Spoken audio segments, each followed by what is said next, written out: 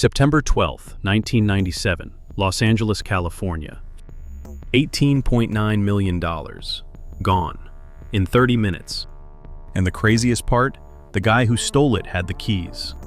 Alan Pace III was a regional safety inspector for Dunbar Armored. His job was to protect the money. Instead, he spent months photographing the vault, timing the cameras, and planning the largest cash robbery in American history. On September 12, 1997, he and 5 childhood friends walked in with his keys and walked out with $18.9 million. But this isn't just a story about a heist. It's about the inside job that fooled everyone, the 30-minute operation that left almost no evidence, and the currency strap that destroyed the perfect crime. One man paid a real estate broker with cash still wrapped in bank straps, with the Dunbar Armored logo printed on them. 2 years of getting away with it, destroyed by one paper wrapper worth less than a penny. This is how the largest cash robbery in American history fell apart because someone forgot to remove a paper band. Los Angeles, California, mid-1990s. The city was booming. The economy was strong. Cash flowed through every industry. Businesses needed secure places to store and transport their money. That's where companies like Dunbar Armored came in. Dunbar operated armored truck services across Southern California. They picked up cash from banks, businesses, and retailers. They transported it in heavily armored vehicles. They stored it in fortified facilities until it could be redistributed. The Los Angeles facility on Mateo Street in downtown was the biggest depot, a major hub for armored car services. The vault held cash destined for ATMs across the city. Sometimes $20 million, sometimes more. The facility looked like a fortress. Concrete walls, reinforced doors, security cameras at every angle. Inside was a vault. Industrial-strength steel, combination locks, time delays, motion sensors, the kind of security designed to stop amateur thieves. Every Friday, the vault stayed open late. Massive amounts of cash moved in and out. Guards took their breaks at predictable times, 12:30 a.m., like clockwork. For most outsiders, robbing this facility would be impossible. Forced entry would trigger alarms instantly. The vault door could not be drilled in any reasonable time frame. Armed guards patrolled constantly. But one man saw something different. He saw patterns. He saw weaknesses. He saw opportunity. And he had something the amateurs never got. He had the keys. How do you rob a fortress guarded by armed men around the clock? You don't break in, you walk in, through the front door, with your own keys. You just need to work there first. Alan Pace III, age 30, safety inspector at Dunbar Armored. Not a criminal, not a thug, a safety inspector. His job was literally to make sure nothing went wrong at Dunbar facilities. Alan grew up in Compton, California, working-class neighborhood. He had friends from childhood, guys he'd known his entire life, guys he trusted. By his late 20s, Alan had found steady work at Dunbar Armored. The company specialized in transporting cash, armored trucks, secure facilities, millions of dollars moving through Los Angeles every single day. Alan's role was regional safety inspector. He visited Dunbar facilities across Southern California, checked security protocols, inspected vehicles, made sure everything ran smoothly. The position gave him access, unrestricted access. He could walk into any Dunbar facility, ask questions, take notes. Nobody questioned him. It was his job. Alan saw the cash every time he visited. Stacks of 20s, bundles of hundreds, all organized, all counted, all waiting to be distributed. He started noticing things. The security camera blind spots, the guard rotation schedules, the vault procedures, the Friday night patterns. Alan realized something. This place could be robbed, not by outsiders, by someone who knew the system. Someone like him. What turns an honest employee into a criminal mastermind? Nobody knows for sure what pushed Alan to cross that line. Financial pressure, resentment, greed, boredom, the thrill of the puzzle. Whatever it was, once he started planning, he couldn't stop. As safety inspector, Alan visited the Mateo Street facility regularly throughout 1996 and early 1997. He photographed the layout, sketched floor plans, noted camera positions, studied guard behavior. He discovered the cafeteria was a blind spot. Guards took breaks there, one at a time. Predictable schedule. He learned which bags contained the highest denominations, non-sequential bills, the kind that couldn't be traced easily. He found where the security recordings were stored. One recorder in a supervisor's office, easy to locate, but there was a backup, hidden behind a locked closet in a back office, in a locked cabinet. Most people wouldn't know about the backup, but Alan did. His ex-girlfriend used to work at Dunbar. Her job was changing tapes in the backup recording system. She had told him about it. Knowledge is power. Alan had all the knowledge. He also had keys, copies of keys to critical doors, main entrance, interior corridors, areas most employees couldn't access. By the summer of 1997, Alan knew everything about the Mateo Street facility, every weakness, every opportunity, every second when guards weren't watching. The vault that everyone said was impenetrable, Alan knew how to get inside. He just needed the right team. Alan didn't want strangers. Strangers talk, strangers betray, strangers make mistakes. He needed people he could trust, people he had known his entire life. So he recruited 5 childhood friends from Compton. Eric Damon Boyd, Eugene Lamar Hill Jr., Freddie Lynn McCrary Jr., Terry Wayne Brown Sr., Thomas Lee Johnson. Guys Alan had grown up with, played basketball with, went to school with, trusted completely. None of them had criminal records. That was important. Clean records meant less suspicion if questioned. Alan laid out the plan. They would hit the Dunbar facility on a Friday night, when the vault was open, when guards were relaxed, when $18 million sat waiting. He showed them floor plans, photographs, camera locations, escape routes. He provided equipment, ski masks, a shotgun, pistols, radio headsets for coordination, duct tape for restraining guards. He explained the roles. Eugene Hill would rent a U-Haul truck, 14 feet, big enough to hold millions in cash, the getaway vehicle. Others would serve as lookouts, drivers, muscle if needed. Alan would use his keys to enter. He would lead them to the vault. He would show them which bags to take. The entire operation? 30 minutes. Get in, get the money, get out. No shooting, no violence if possible, just speed and efficiency.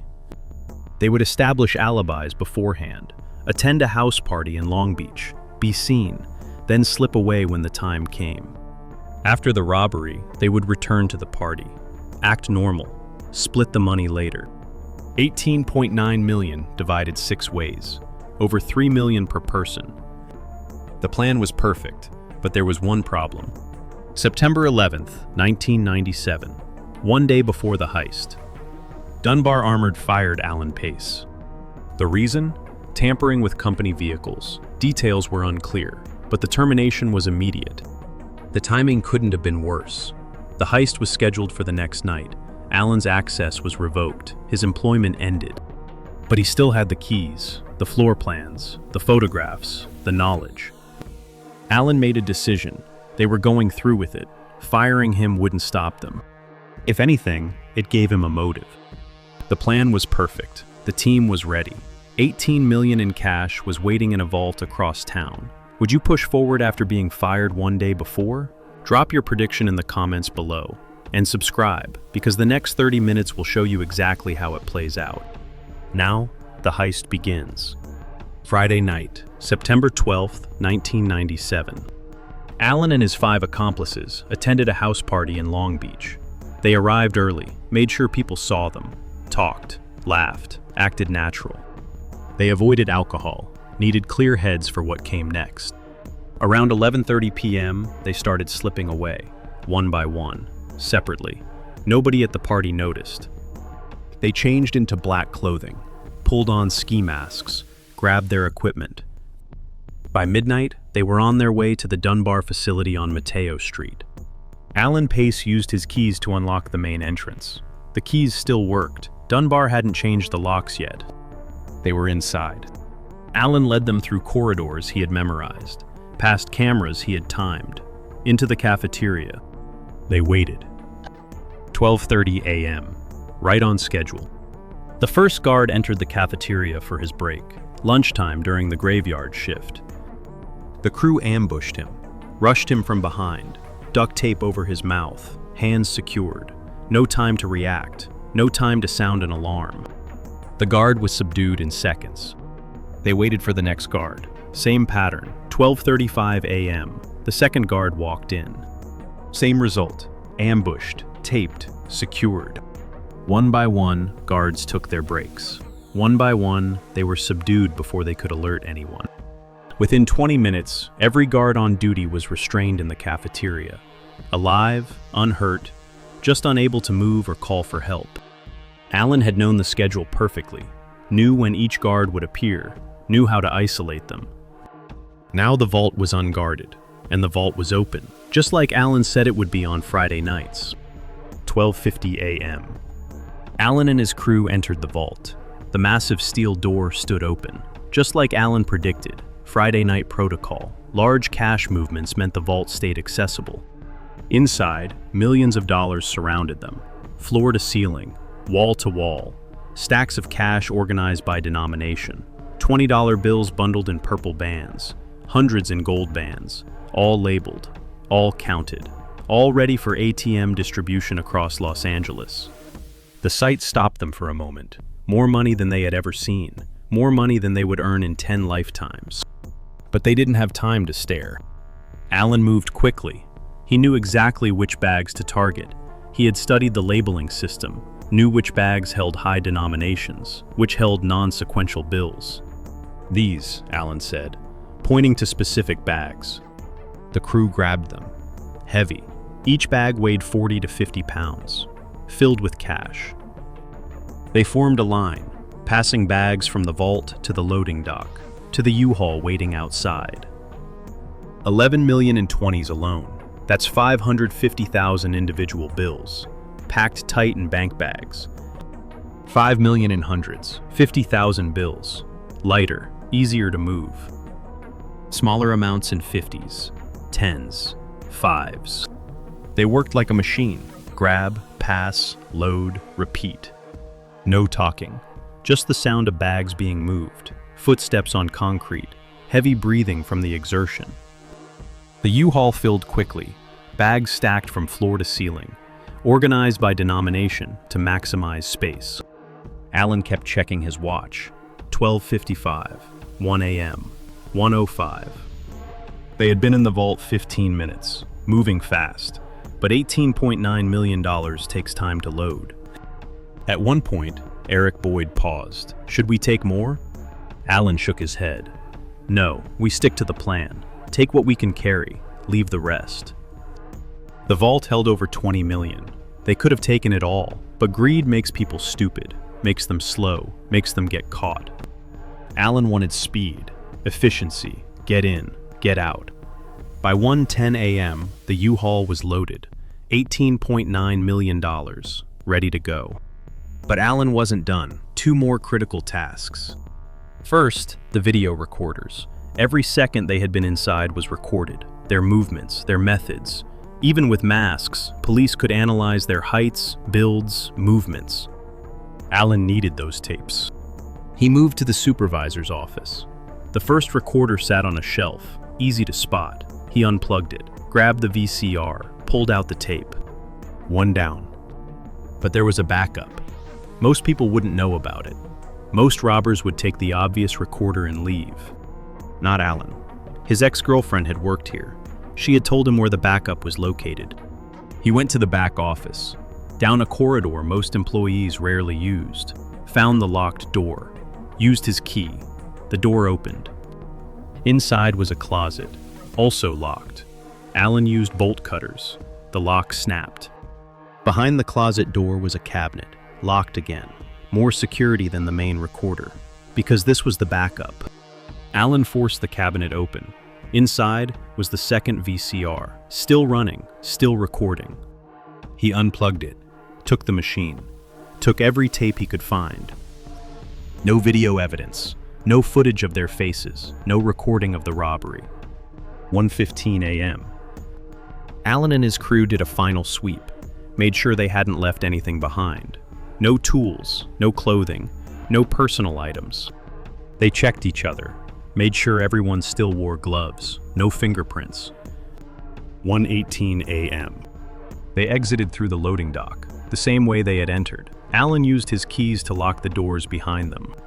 From the outside, everything looked normal. Locked doors, quiet facility, no signs of a robbery. The U-Haul pulled away, slow, careful. No speeding, no suspicious behavior. 20 minutes later, they arrived at a safe house in Compton. They unloaded the U-Haul, moved the bags inside, closed the garage door. $18.9 million, stacked in a living room in Compton. But the night wasn't over. They still needed their alibis. 1:50 a.m. The crew changed clothes. Black robbery gear off, party clothes on, casual, normal. They drove back to Long Beach, to the house party they had left 2 hours earlier. The party was still going. Music, talking, people drinking. Nobody had noticed they were gone. They slipped back in, grabbed drinks, started conversations, acted like they had been there all night. Allen checked the time, 2 a.m., perfect timing. The entire operation took 30 minutes inside the facility, but the planning took months. By morning, Allen Pace and his crew had pulled off the largest cash robbery in American history. And nobody knew who did it. Saturday morning, September 13th, 1997. Dunbar Armored employees arrived for work. Time to process the weekend deliveries. They found the guards, still duct-taped, unhurt but shaken. They checked the vault, $18.9 million, gone. The police were called immediately. Then the FBI. This was federal. Armed robbery, interstate transportation of stolen currency. Investigators arrived within the hour. They interviewed guards, searched for evidence, reviewed the facility. The video recorders? Missing, both of them. No footage existed of the robbery. The vault? Showed no signs of forced entry. Whoever did this had keys. The guards described 6 men in black clothing and ski masks, but couldn't identify faces, couldn't provide useful descriptions. Investigators found one piece of evidence, a plastic taillight lens in the parking area near the loading dock. The FBI immediately suspected an inside job, the vault access, the knowledge of guard schedules, the removal of both video recorders, including the backup system that most people didn't know existed. This wasn't random criminals. This was someone who knew Dunbar intimately. Agents compiled a list of current and former employees with vault access. Security guards, supervisors, maintenance workers, safety inspectors. One name stood out immediately, Allen Pace III, fired September 11th, 1 day before the robbery. The timing was too perfect. Fired on Thursday, robbed on Friday. Agents interviewed him within days. Allen came to the FBI office voluntarily, appeared cooperative. "Where were you Friday night?" agents asked. "A house party. Long Beach. I was there all night." Anyone vouch for that? Dozens of people. Ask anyone at the party. Agents followed up, interviewed party attendees. Every single person confirmed. Allen Pace was at the party. Multiple witnesses saw him throughout the night. Solid alibi. But agents weren't convinced. They obtained a warrant, searched Allen's home, looking for cash, bank bags, anything connecting him to stolen money. They found nothing, no large amounts of cash, no new purchases, no signs of sudden wealth. Without physical evidence, the FBI couldn't make an arrest. Days turned into weeks, weeks turned into months. The case went cold, but it never closed.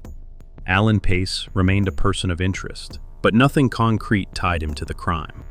FBI agents kept Allen under surveillance, watched his spending, monitored his movements, waited for him to make a mistake.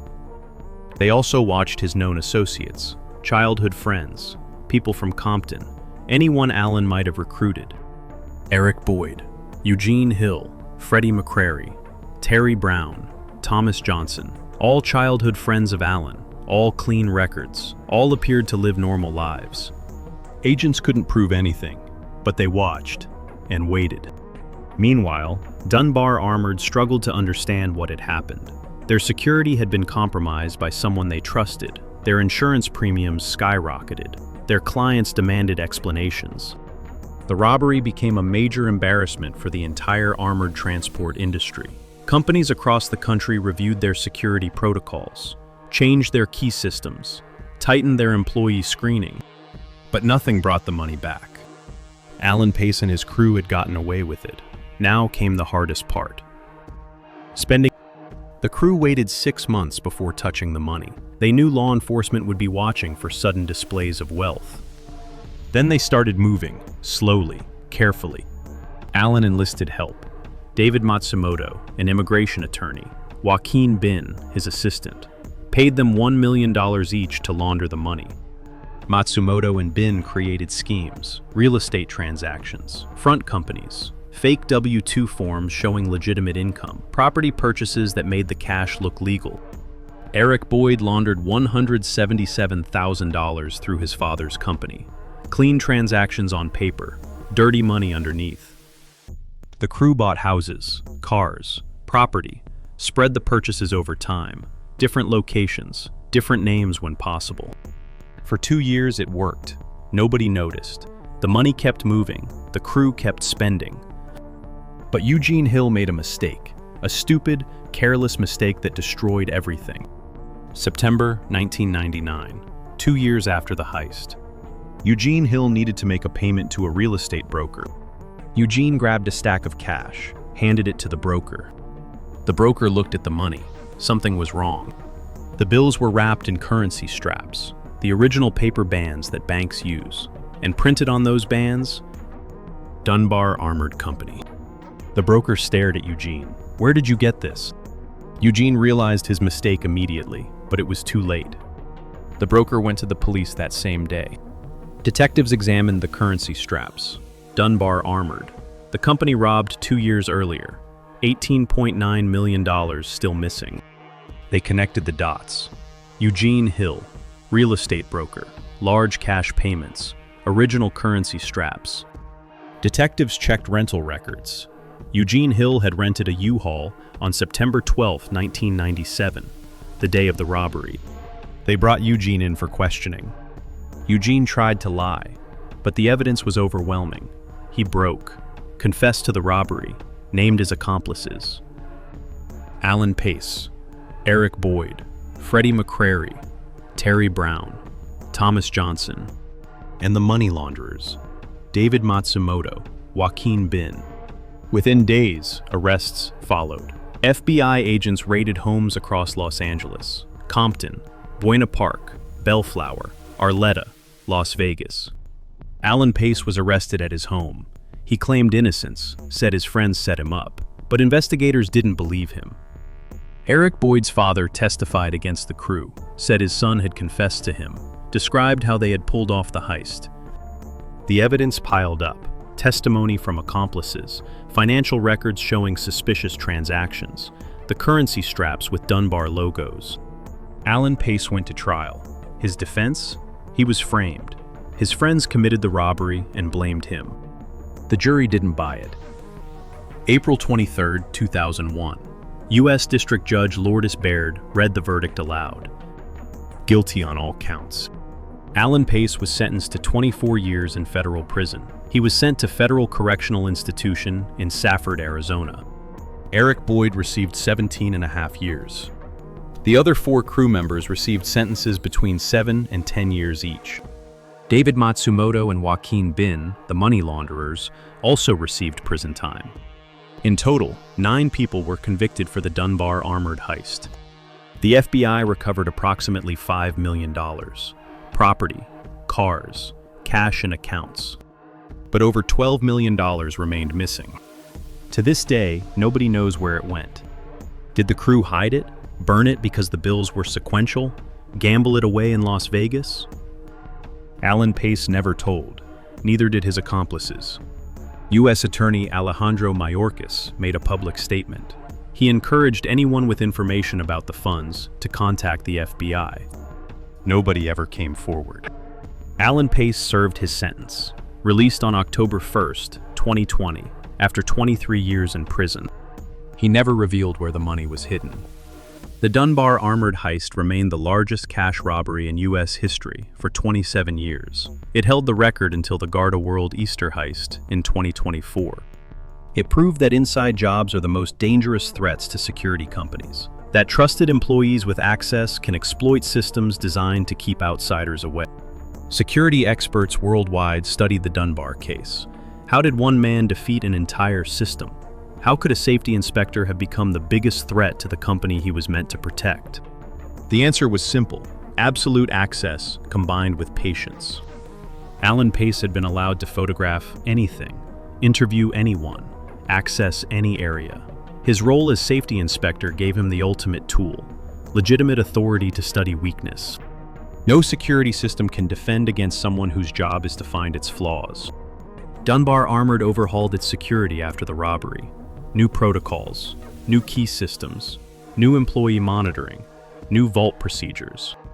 The entire industry changed. Background checks became more thorough. Access logs became mandatory. Safety inspectors were rotated between facilities to prevent the kind of intimate knowledge Alan had developed. But the damage was done. $18.9 million stolen, most of it never recovered. The story inspired television shows and documentaries. It became a case study in security failures. Business schools teach the heist as an example of insider threat. FBI training academies use it to train agents on inside jobs. Alan Pace spent months planning, photographed everything, timed every camera, memorized every schedule.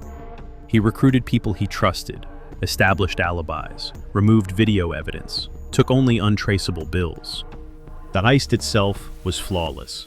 30 minutes, no violence, no evidence left behind except one plastic taillight lens.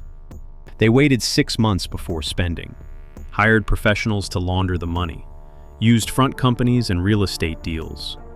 For 2 years, they got away with it. Then Eugene Hill forgot to remove a paper wrapper. A currency strap with Dunbar Armored Company printed on it. That one mistake unraveled everything. The largest cash robbery in American history, destroyed by a paper band worth less than a penny. Alan Pace had thought of everything. Every security camera, every guard schedule, every potential problem. Except one. He couldn't control what his accomplices did with the money, and Eugene Hill's carelessness cost them all their freedom. $18.9 million, 30 minutes, perfect execution. All destroyed by forgetting to remove a wrapper. And that brings us to the end of our story. If you liked it, don't forget to like and subscribe, and activate the bell button so you can receive new videos.